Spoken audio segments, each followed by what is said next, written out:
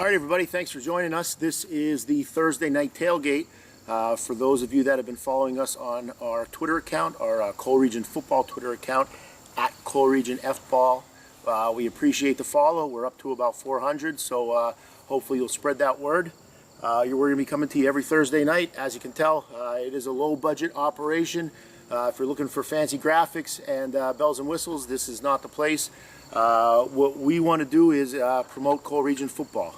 There's a lot of pride in this area, a lot of pride in Coal-Region athletics and Coal-Region football specifically. So if you go to any stadium of any of these teams on Friday night, you'll see what we're talking about. You'll see the loyalty, the pride, and the support. And so we got a very defined goal for this show, for this endeavor that we're doing. We want to promote Coal-Region football and Coal-Region athletics as much as possible. We want to promote the great traditions and rivalries and schools, the great coaches that are in this league, and most importantly, the student athletes, the players. For you guys that are out there watching, you players that are watching, we're hoping that the best thing that can happen from us doing this is somebody's following us, somebody sees this, and maybe they decide, oh, we want to check out this team, we want to check out this player, and maybe they wouldn't have otherwise. So we want to make this about the student athletes playing Coal-Region football. So that's what we're here to do. We're going to be coming at you every Thursday night, and there's three of us here. I'm going to turn it over to Coach McGardle here. He's going to talk a little bit about the Anthracite League. Coach Crampsey, I couldn't have said it better myself. Man, I'm just excited about being a part of Coal-Region football yet for another season here. Before we talk about the past, or before we talk about the present and the future, we're going to talk a little bit about the past. The AFL has been in existence since 2002. And the first several years, the champions of the AFL were Schuylkill Haven, Shenandoah Valley, Jim Thorpe, Schuylkill Haven again, split between Shenandoah, Marion, and Jim Thorpe in 2006. Then Jim Thorpe won it in 07, and 08 Haven won it. And basically that shows the early years there was a lot of parity, different teams winning it every year. Then 2009, North Schuylkill asserted their dominance. 3 straight years where they won the league, 30-something straight games that they won within the league, and they were certainly the team to beat there for several years in the league and in the district, where they went toe-to-toe, it seemed, year in and year out with Northern Lehigh. Then last year, a little bit of a surprise, another team that didn't win a title before and wasn't picked to win one yet last year. They went undefeated in the Tamaqua Blue Raiders. So the AFL, out of the 9 teams that are in it, 6 of them have won championships, and that's what makes it exciting. You never know who's going to win year in and year out, and that's what makes this year so exciting. There's 3 teams that people consider the cream of the crop, but any one of the 9 could pull it out, and you just never know. It is exciting, and you wonder, can somebody be this year's Tamaqua and do what they did last year? But speaking of Tamaqua, once again they're 3rd in the preseason poll, I believe. Is it 3rd, That's Coach? 3rd, yep. So yeah, if you're looking at the preseason poll, like Coach McCardle said, the top is the top. Haven was predicted number 1. North Schuylkill and Tamaqua were 2 and 3. Everyone can understand why Haven's predicted number 1. They returned 20 out of 22 starters. They returned a lot of yards in the backfield between Fink and Casellas. They pretty much have it all. On the other hand, you got Tamaqua sitting there, who was undefeated last year, won the league, and they returned quite a bit of guys as well. They got Edmonds coming back, who set a school record last year for touchdowns. They got Vandermartin. They got Hope, and they got some big linemen, and I think things are really going to go well again up in Stadium Hill. One team that kind of jumps out at me is Mono Area. They were predicted to finish 5th, and I think all the things that the teams at the top have is they have good linemen, returning linemen, experienced linemen, strong linemen. Haven, North Schuylkill, and Tamaqua. And I think when you look at Mono Area and you think Mono Area this year, the first person you're going to think of is Tyler Cavinas. And for that reason, I think that on any given Friday night, I really think Mono Area could, surprise some people, and they might be able to challenge those teams at the top a little bit. Pat, what do you think about Tyler? Yeah, I mean, Mono's definitely an interesting team, and Tyler Cavinas, I'll tell you, if you wanted to start a sports program at your school, and you could have any of these anthracite guys, Cavinas would be your guy. He does it in the fall on the football field, does it in the winter on the basketball court. He's a multiple district medalist in track. The kid's a stud athlete. For his size, he's extremely athletic, extremely agile. Then you also have Dylan Maymod, another guy to watch this year. Moved to quarterback last season, extremely athletic, and you got to think with him being in that system and getting a half a season under his belt, he's really ready to thrive there as well. Some other guys I'm going to talk about are some guys that I'm personally familiar with because they're multi-sport guys, like a lot of these guys in the Anthracite League. You got two more at Shenandoah, Angelo Maskornik and Kay and Herb. The Blue Devils will be counting on them big time. Maskornik, whether he's at receiver, whether he's at quarterback, he's a terrific athlete, he's a tough kid. And Kay and Herb, he really provides a lot for the Blue Devils as far as showing up their line from the tight end position and also being a threat off the line. He's really a tough guy to cover, whether it's a linebacker or whether it's a defensive back. Going on to North Schuylkill, you got Bobby Grigas. I mean, last year at this time, probably not a lot of people outside of North Schuylkill knew who he was. And all he does is go out there his freshman year and contribute to North Schuylkill in football, basketball, and in baseball in the spring. Very impressive freshman year for Bobby Grigas. As good as I can remember as far as a multi-sport athlete as a freshman. At Marion, Anthony Augusti, he's been there for years, and he's another guy who could simply do it all. He's another guy to watch that most of you are probably very familiar with. Coming down a little more down our way, Deontay St. Hill from Jim Thorpe. Boy, a lot of close games last year. They're looking to turn the corner, and if they're going to do that, he's someone who's really going to have to come up big for them this year. And coming back to our home school, Kyle Ferryman, the guy that I'm real familiar with because, Kyle's a tremendous athlete, hard worker. He's moving to quarterback, which is going to be real interesting for our Panthers. He really finished off last year having a real strong basketball season, and all these guys are players to watch not only this fall but throughout this sports season in the Anthracite and the Schuylkill League. Coach, you got some of our other hometown guys as well. Yeah, Pat, I'll tell you, mention Kyle. He's a Summit Hill guy, and he's one of the guys I really love coaching the last couple of years. And got to watch him on the scrimmages, the last two scrimmages, and he did some great things at quarterback just starting out there. So I'm really excited about seeing him. I thought with Nunemacher last year, he was right up there with some of the best players best playmakers in the area. And that leads right into two of his teammates. Also some Hill guys here, Richard Nace. Richard Nace is a stud athlete. He's a Division I athlete. He at defensive end, he just wreaks havoc there. But offensively last year, we had him at everywhere from tight end to fullback to tailback, and he did a lot of great things. So kind of excited. I know Coach Hazlett said that he's going to get the ball a lot more this year. And last year when Richie Smith went down for a couple games, mid to late season, he got the ball and he got to show what he could do. And Ryan Schubeck, we call him the man-child when we coached him at Panther Valley because he's a sophomore lineman stud, silver medalist in wrestling at heavyweight last year in the district, and just an outstanding two-way player, offensively and defensively. And you wouldn't think about looking at him, but he's an athlete. Yeah, he is. He's a lineman that they took now. I believe he's playing in the backfield offensively, and he can move for how big he is. So those are some of our guys. But going outside, I know down at Jim Thorpe, Ryan Saunders, they're expecting a lot of big things out of him. They moved him to quarterback, real good kid, smart kid, and a very good athlete. And like I said, they were involved in a lot of close games last year.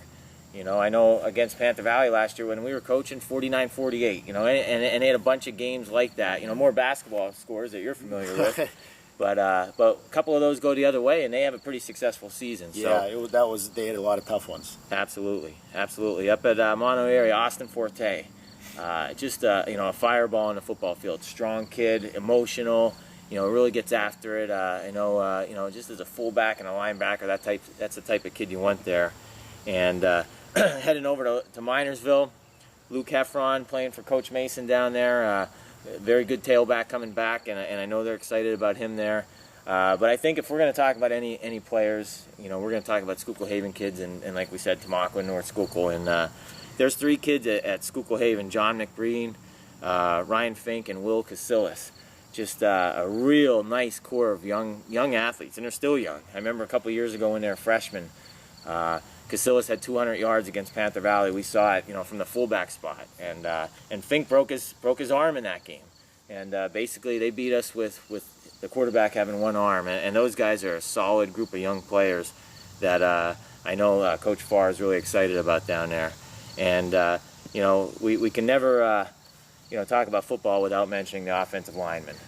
And Haven has an offensive line that's pretty impressive. Coach Farr said from one tackle to the next, they're 1,600 pounds. And, Fink and Casillas and McBreen are very good, but it also helps when you're running behind some big, strong guys that Haven has. So they're going to be a force to be reckoned with down there. Well, speaking of Haven and big, strong guys, I think that's one of the first guys on your list here. Yeah, one of the guys that I'm really anxious to see this year is Mike Farrow. Last year he was an all-state defensive end for Schuylkill Haven. He was 6'4", 195 last year, and this year he's listed at 6'4", 245. So he put on 50 pounds, and I'm sure Coach Farr was making sure that wasn't Big Macs up there that he's eating.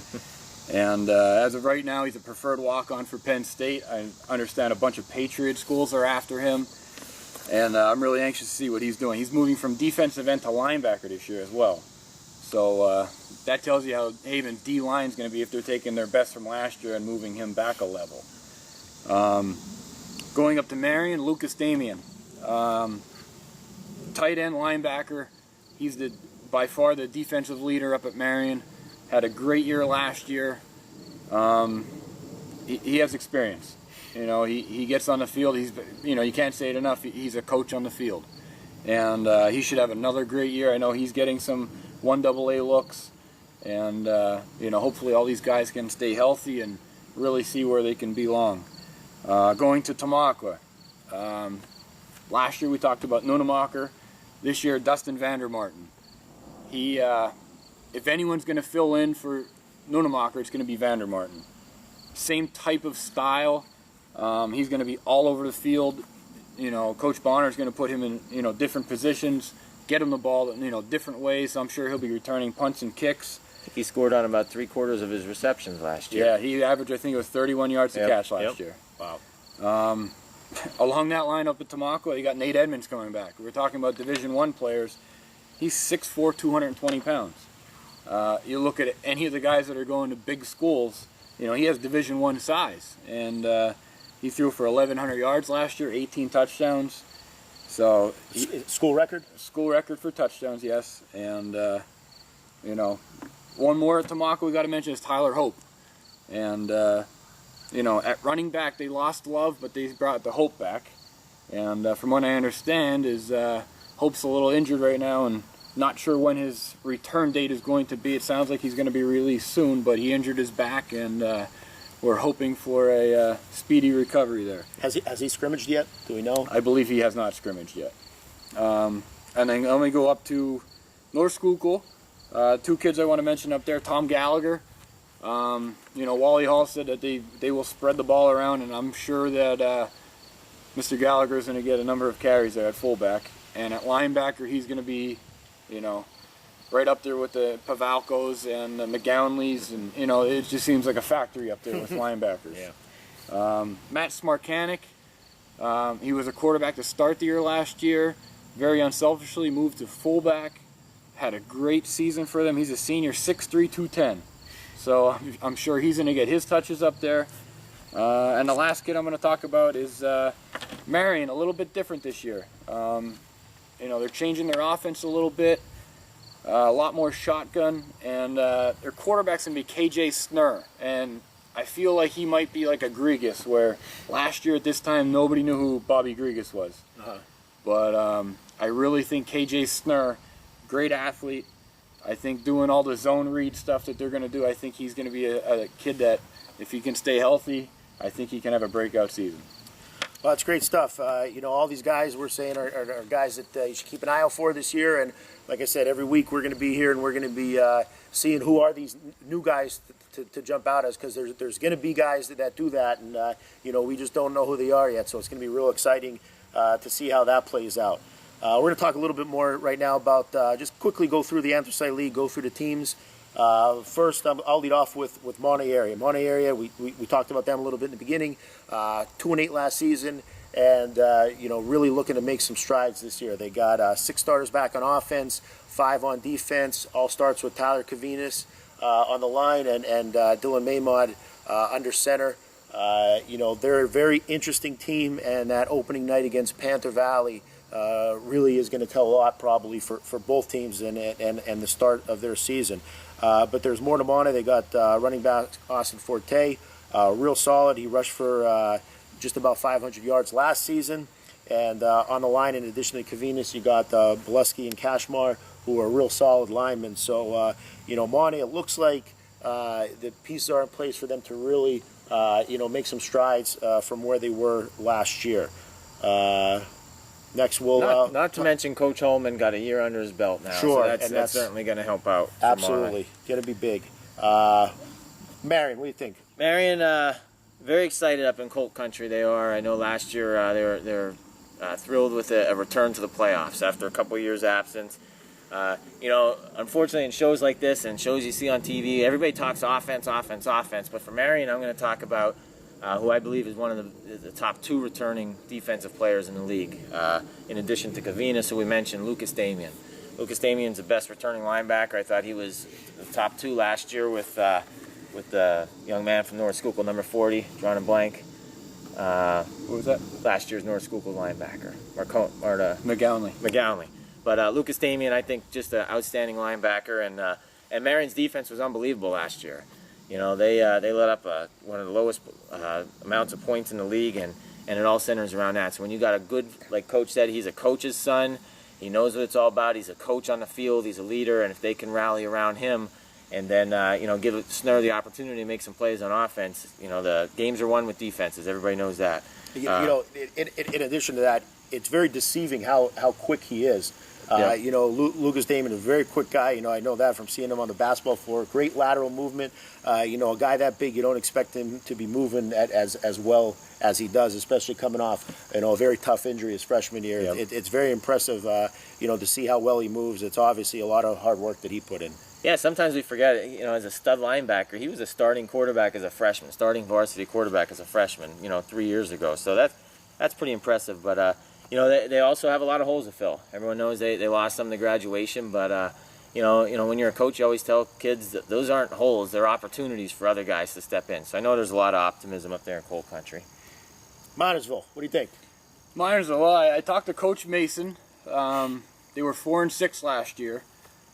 And he's very optimistic. He said this is probably the hardest working Minersville crew he's ever been around. He said there's about 45 kids that showed up religiously all summer. He said there's only 5 seniors, and 4 of those that actually played last year. So they're extremely young, but he's extremely excited. And it all starts, we talked before about Luke Heffron. Defensive leader, offensive leader. If he can get going, they're going to be tough to beat. And he returns, he's 650 yards and 7 touchdowns last year. Behind him is going to be John McBreen, sophomore quarterback. Last year, he was a freshman and kind of got thrown to the wolves at cornerback a little bit. And as the year went on, he clearly got better and better and better. And he'll be filling in a quarterback this year. On the line, we got 2-way starters, Connor Nettles and Steven Depsky. And you're a 2-way starter on the line. That's telling you something. Sure. Linemen around here, might not always be the biggest kids, but they're definitely tough. They're not going to back down from anybody. And talking about unselfish kids, Gage Heffron. He made the move from tight end to guard this year. I talked to Coach Mason, and he said, "What a great kid! He's a co-captain. Basically saw that they needed another lineman and volunteered to move." And that speaks volume. Kid going into his senior year. Absolutely. Just worrying about the team and not himself. So they open up with Williams Valley, North Schuylkill, and Haven. So, young guys, go out there and, give it your all, but, hang in there. It's a long season. And, you start off 1-2, whatever you start off, you really got to just keep plugging and, it's a long season. So. Yep. Yes, speaking of tough opening schedules, next team we got here on our list is Jim Thorpe, and this is a team that I find very interesting. Jim Thorpe, back-to-back 1 in 9 years, but boy, put up a ton of points, a lot of athletes, but talk about opening schedules. They open with Tamaqua, Blue Mountain, and North Schuylkill. So they got a brutal opening schedule. So there's another team that, regardless of what happens off the bat, they gotta stay focused and stick with it, because it is a long season. I know they're excited about. Coach McGardihoe talked a little bit about their quarterback Saunders taking over there. They lost to Vigneault. He was just fantastic. It was amazing. He was so exciting to watch just as a fan. Yep, indeed. He rushed for just about 900 yards, and passed for just under 1,800. First team All-State. First team All-State. There's not many kids that are on a 1 in 9 team that get first team All-State. Yep. Yeah, it was that athlete. Yep.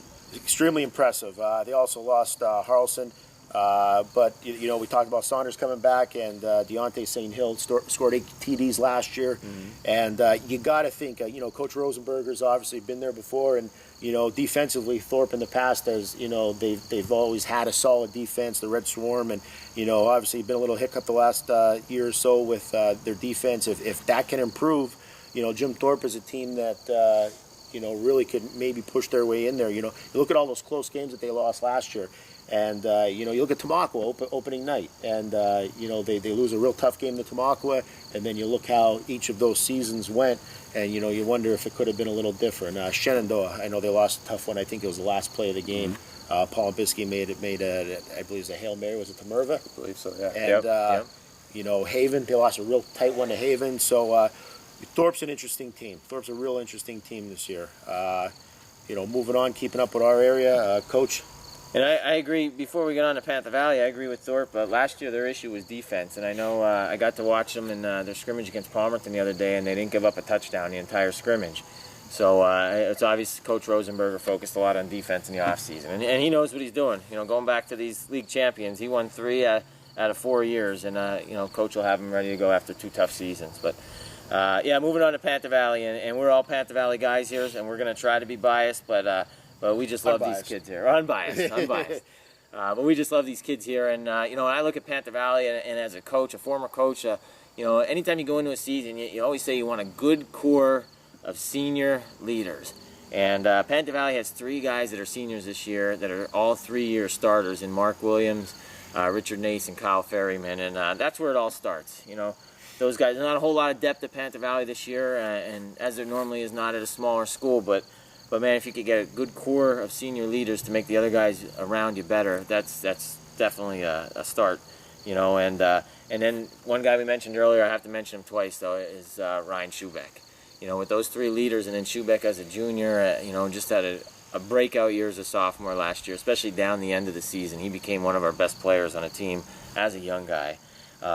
And I want to throw this name out there, and that's kind of what this show is about, getting some names out there and talking about young guys that we think can be impact players. There's a freshman at Panther Valley named Anthony Mahalik right now that I know Coach Hazlett's really high on, and a lot of us in the community know that he can do some good things. The other day in the scrimmage, varsity scrimmage, he had a 76-yard touchdown pass for a touchdown, and he could be a guy that's a playmaker that you're hearing about for the next 3 years.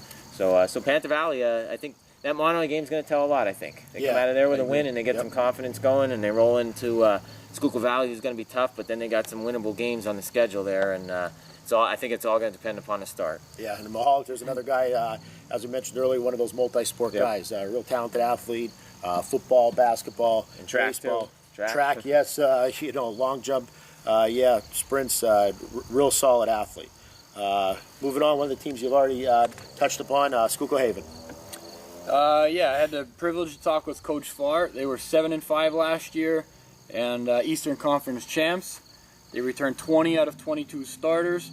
Their offensive line, we talked about before, they average 6'2", 267.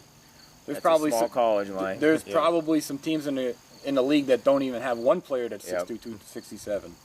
But one of the things Coach Farr mentioned was their starting 11 on offense. They gained over 500 pounds, and like I said before, I'm sure it's not bad weight. I'm sure it's, they were in the jungle spending their time in there, really pumping the iron, and I know their goal this year is to win a championship on the field. You know, last year they didn't even get to play their Eastern Conference title game because Northwest had a forfeit because of an ineligible player. So, I mean, I know Haven are predicted #1, but I know that they're not looking at that, and they're not going to take anyone easily. They're going to really put it out there. You look at a kid like Ryan Fink at quarterback, and he's a stud. Yeah. Coach Farr had nothing but great things to say about him. Up at Lebanon Valley this summer, he weighs 195 pounds. He benched 225 17 times. Wow. And, you know, he ran for over 850 yards last year at a quarterback. He returned a punt for a touchdown against us. He does does it all. For a touchdown. Yep. He does it all. And then you got Will Casellas in the backfield. As a sophomore, he ran for over 1,200. He's bigger and stronger. He's up to, I think, 215 now. Mm-hmm. You know, running behind that line, they're just going to wear teams down. So, and the thing is, you know, you look at this, they were 2-8 2 years ago.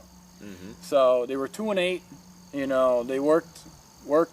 Then last year they were 7-5. I mean, honestly, the sky's the limit this year for them. They open up with Wyomissing, which we'll talk about in a little bit, Marion, and Minersville. So, I mean, there's a reason people picked Haven to be above North Schuylkill and Tamaqua. Yeah, it's impressive. It's impressive the work that's needed to put in to get to this point after being 2-8 just a short time ago. It really is a credit to Coach Farr and his staff and all those kids at Haven. It's just a lot of tough, hard-nosed kids. Yep. You look at some of those numbers in the weight room, and that's just hard work. That's hard work, and it leads to success. There's really no secret there. Going up the road a little bit, Shenandoah. Shenandoah was 7-4 last year. New coach Randy Maksimic. Randy, as familiar as it can be with the program, was a stud as a player a few years back. Was a fantastic assistant, and I'm sure is going to do really, really great things as a head coach. He's a great guy. His heart is really into it, and he knows the game inside and out. Had a successful career at Bloomsburg after he had a successful career in high school at Shenandoah. So he'll be taking over. He's looking to replace Paul Binsky and Merva. Tough guys to replace. Paul Binsky passed for over 5,000 yards in his career. That doesn't come around that often. Merva, quite possibly the best receiver in the area last year. Yeah, definitely. So Shenandoah, they got some guys to replace, but Maskornik, he's a playmaker. Maskornik, he made a lot of plays last year from wide receiver. He might be moving a quarterback. We'll see how that plays out. But Angelo Maskornik, he's a guy to look for this year. And also, I mentioned earlier, Kay and Herb at the tight end spot. They're a team that, they could certainly compete with any of these teams in the league that we've been talking about. Absolutely. And like you said before, Shenandoah, every year, they never have the numbers. Every time we play them, you look and there's 25, 28 kids standing there, but they're 25, 28 of the toughest kids in the conference. Absolutely. Yeah, sometimes you look and you feel, how do they feel the JV team, but they're winning, year in and year out, and like I mentioned before, had a part, sharing one league title and outright in another, so there are actually two of them. So that takes us to Tamaqua, and one thing I want to say, Coach Davis talked about the coaches poll a little bit earlier, and I'm not sure, I don't want to second guess any anthracite football coaches, but I'm not sure why you would not vote for them in your preseason poll as #1, even if you don't think they're going to win it, because all you did was give them motivation. They're coming back 10-0, and a ton of returning players and a returning quarterback, and all of a sudden everybody's saying they're not going to be that good. And I know Coach Bonner's intensity level, and I know he passes that along to the kids. And right now they're playing with a chip on their shoulder, which usually they should be playing with a target on their back. Now they're playing with a chip on their shoulder, and I think they're the champs until someone says they're the champs. They're not the champs, because they played every team in the Anthracite League last year, and they beat everyone. And they're the team to beat until someone says otherwise. And one thing about Tamaqua, everyone says, oh, they're predictable. They run ISO, they run counter. But you also got to remember, their quarterback threw for almost 1,200 yards last year, and like they said earlier, a school record in touchdowns. So they definitely were a little bit more diverse than people give them credit for. Absolutely. And they got that little taste of districts. I know it didn't work out the way they wanted to, losing early to Penn Argyl, who went on to win the district title, but I think that taste is going to make them a little hungry, and now with that extra motivation. they're certainly my pick. We're going to talk about it later in the question and answer part, but they're my pick to win the league this year. Yeah, and, you got to think, talk about motivation. I mean, this crew coming up, they have a chance to do something that last year's crew didn't, and that, go out there and win a district title, and Tomaco's certainly capable of doing that. So what we're going to do now is go through opening games. We got one more. We got one more. North Schuylkill, yeah. North Schuylkill, my bad, sorry. That's okay. Yeah, we can't forget about North Schuylkill. 9-3, Eastern Conference champs last year. New coach coming in, new system. Wally Hall. Everybody in the area knows Wally. He doesn't change what he does. He adapts it to the kids he has, and they do a great job wherever he's at. They need to replace Motsney and McGownley. Motsney and McGownley ran for almost 2,500 yards last year. But the good thing is they returned 8 starters on offense and 9 on defense. 4 offensive linemen played a lot last year, and from what I'm understanding, all 5 of their offensive linemen are underclassmen. So wow. They're going to get a ton of experience this year. And, I'm not saying I'm looking ahead to next year, but, I mean, next year their offensive line is going to be phenomenal because they're going to be in the weight room, and it's going to be a great year. Smartanic, he was a quarterback last year, got moved to fullback, had a great year. This year I understand he's going to be mostly fullback, and he's going to get his touches there. Gallagher, fullback linebacker, he's going to be one of the best kids in the league. And another kid I didn't mention before, Garrett Grove. He stood out on film last year. I remember looking at him saying, wow, who is this kid? He's got to be a senior. And he's back. Yeah. So, like I said before, it's like a factory up there for linebackers. Yep. North Schuylkill just keeps putting them out there. And I'm looking at their schedule, and they got Shenandoah, Minersville, Jim Thorpe, and then week 4, not coaching this year, so I'm looking ahead to week 4. They play Schuylkill Haven. Wow. And Schuylkill Haven was the team that ended their long win streak, and it's just going to be... I think we might take the show on the road for that week. Yeah, we might have to go to the jungle or something for that week. Yeah, we might have to. Leading up to that weekend will certainly be interesting, with that matchup on tap. Absolutely. Should we go through? Should we go through the games now? We good to go? Yeah, let's go. We hit everybody. Yep. All right. So the games this weekend. What we're going to do is kind of zip through these and go talk a little bit about each one. Out of conference games first. Williams Valley, Minersville. What do you think? Williams Valley, obviously 12-1 last year. They return a bunch of skilled kids. 1,700-yard quarterback, running back that ran for 1,600, another running back 500. Ton of touchdowns all over the place, but they don't have a zero lineman coming back. So, I know you got the skilled kids, but you got to be able to give them time to get to the holes. Have time to throw the ball. Minersville, Paul, what are you thinking about Minersville? I don't know. This is a tough one. We already talked about how young Minersville is. The plethora of skilled guys that Williams Valley has coming back. But, one thing I just want to comment about Minersville, you won't find a more stand-up guy walking the sidelines of a high school football field than Pat Mason. And he always has his kids ready to play. They're tough kids. Minersville kids are tough kids. So, again, Williams Valley is probably going to be predicted to win, because all the stats they have coming back, but Minersville will have their kids ready in one of the neatest venues to play football in the area. Minersville's right there in town. People can sit in their front porch and watch the game, and they always have a little bit of an edge when they got the home field advantage. So that should be an interesting one. Yeah, very interesting. This next one I find very interesting. Lehighton at Marion. Lehighton had a lot of young guys last year. Really played well at the end of the year. Boy, this is going to be interesting to see how this opening weekend matchup plays out. Right. Lehighton is in our backyard down here, and this is their last year in the Mountain Valley before they come to the Anthracite League. And, I'm looking forward to that. I think they're going to be a great fit for the league. And I know the last 2 years they had very good junior high programs. I know they're still very young this year. I think it's all about how quickly they can grow up. I'm sure they got in the weight room, got stronger. I know they moved a couple kids around. They're going to miss Jason Nalesnik, who was a great player for them. But again, they got to go to Marion on a Friday night opening week. So, Paul, what are you thinking? I just, a couple things on Lehighton and Marion. And first, Lehighton, they had a brand new coach, first-year head coach last year, in Tom McCarroll. And, I've been there before, and he's a young guy. And that first year is just, you're getting thrown to the wolves. And I think now that he's got a year under his belt, the full off season, I think Lehighton's going to come out much better prepared. It's not going to be kind of a one-man show what it was with Nalesnik. And I know they're excited about some of the guys that Coach Davis mentioned, but that's always a great game. And it's kind of ironic to say in week one, it's been a make or break game for these two teams. 3 or 4 out of the last 4 or 5 seasons, where the team that won this went on to have a nice season, and the team that lost this game went on to do poorly. So that's a great one to look at, and it's a great rivalry. A lot of familiarity between both schools. I'm really looking forward to what KJ Snur can do. Yep. Yeah, it's interesting. I'm hearing some very good things about him, and I'm really anxious to see how he can do up there. Yeah, it's going to be exciting to see some of these younger athletes that we didn't get a chance to see a whole lot before. Next game out of conference, I mean, this is about as good as it gets. Schuylkill Haven at Wyomissing, defending state champ. Week 1, opening night. What do you think?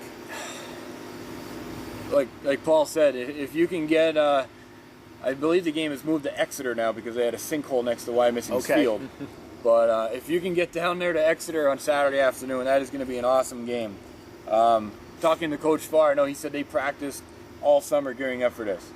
They knew they had an afternoon game. They practiced in the middle of the day. They don't want the heat to be an excuse.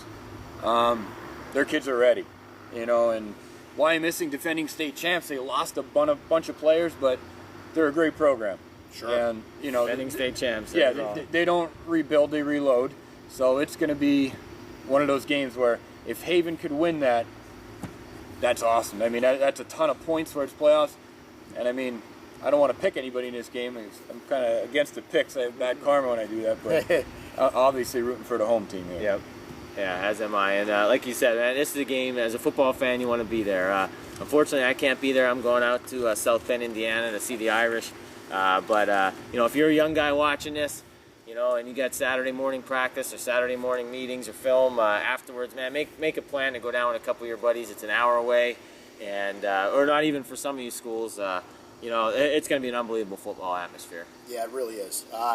Speaking of unbelievable atmosphere, North Schuylkill at Shenandoah. Wally Hall returning to Shenandoah. Randy Maximic, new coach there. This one is going to be interesting.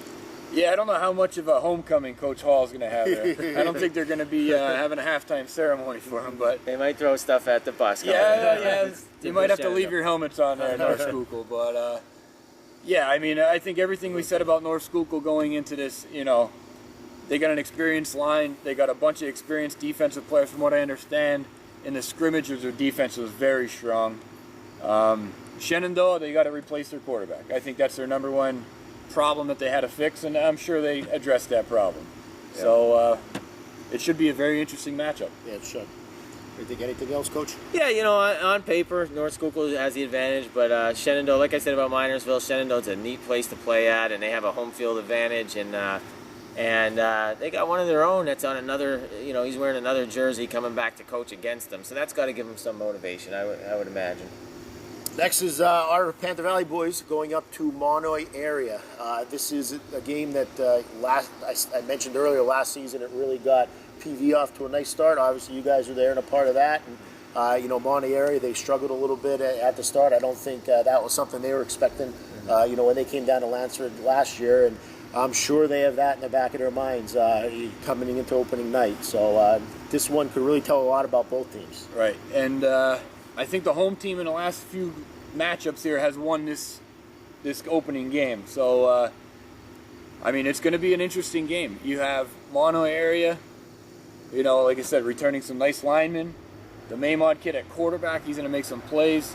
On the other side of it, you have some real nice players at Panther Valley. Ferryman's a heck of an athlete. Nace is getting some Division I looks. Schubeck, I understand Mark Williams is out. He's a little injured right now, which is going to hurt. Questionable, I think. But he's questionable. Yep. But, it's going to be a great matchup. I think whoever can control the line of scrimmage there is going to win that game. Yeah, I was, we talked about last year's game, and we don't want to focus in the past, but I was the offensive coordinator at Panther Valley last year, and in that game, Richie Smith had a breakout game. 230-something yards, 3 touchdowns. We scored 35 points, and I'm not saying that because it had anything to do with me. The game plan was simple. we ran away from Tyler Cavinas. One of the Monomoy fans yelled at me at halftime when we were coming off of the bleachers. They said, "You can't run right all year long."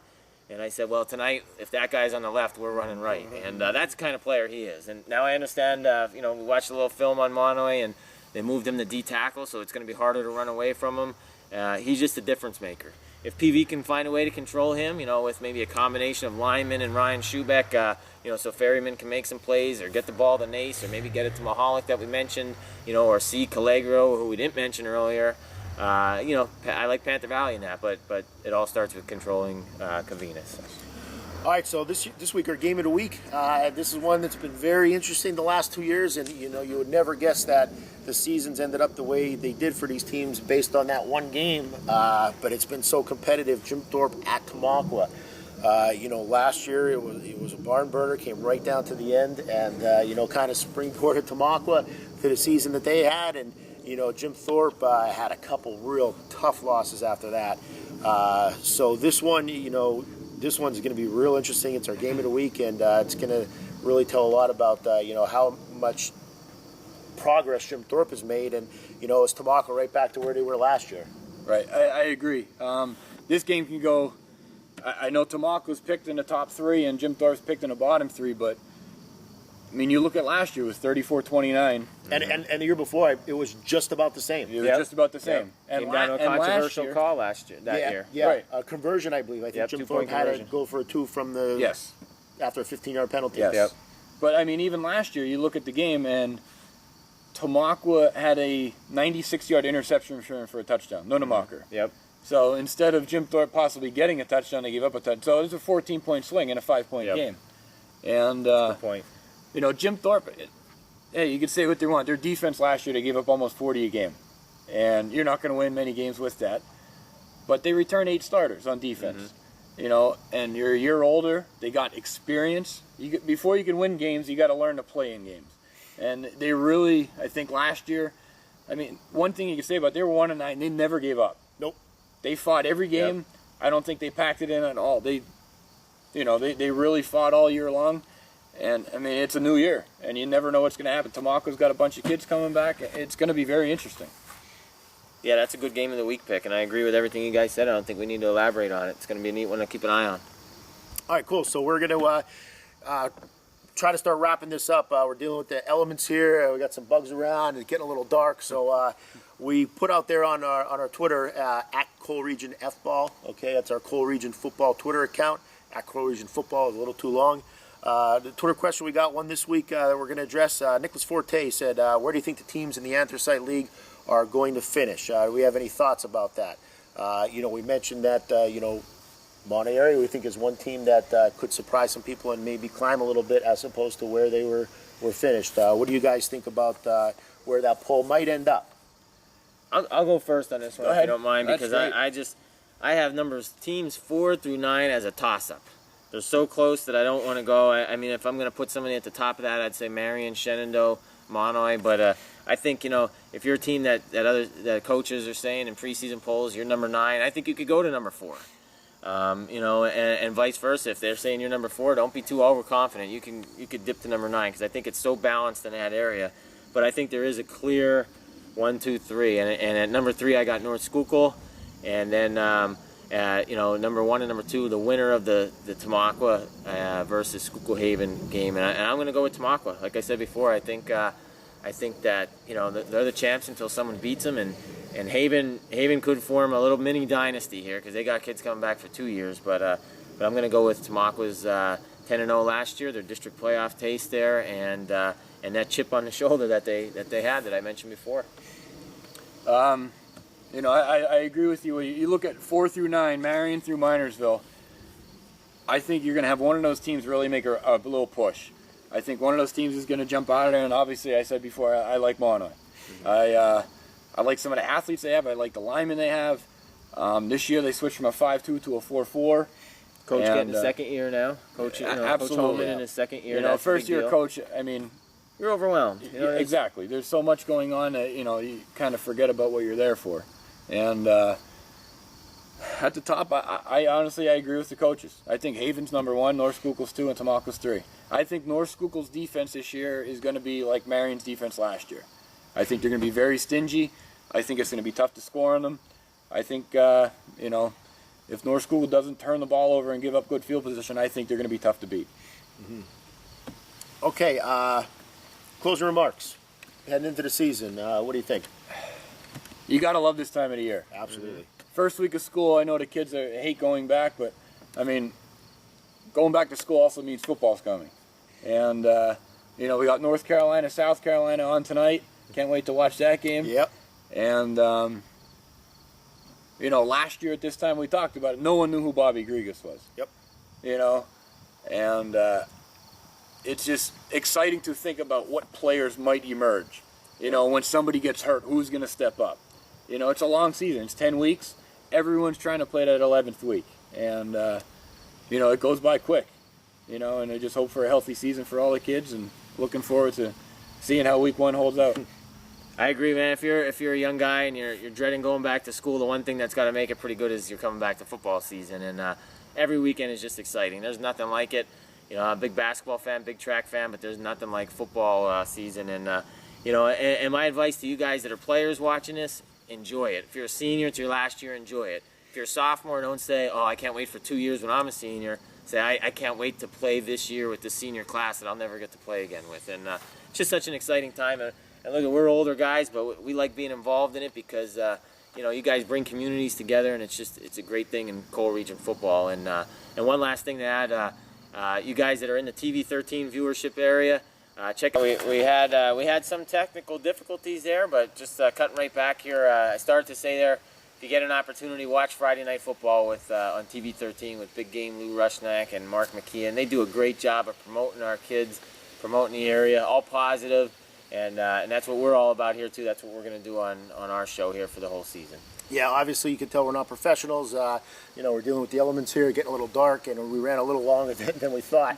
I don't know if it'll be this long every week, but, you know, we're just 3 guys that have been involved in Cole Region athletics and in different sports, and, you know, we want to promote these kids and you know, Cole Region football in general. So thanks for checking us out. We really appreciate it. If you have any questions, keep them coming to our Twitter account. Our Cole Region Football Twitter account is @ColeRegionFBall, okay? And send us questions. We'll certainly take a look at them, and we'll be here every Thursday.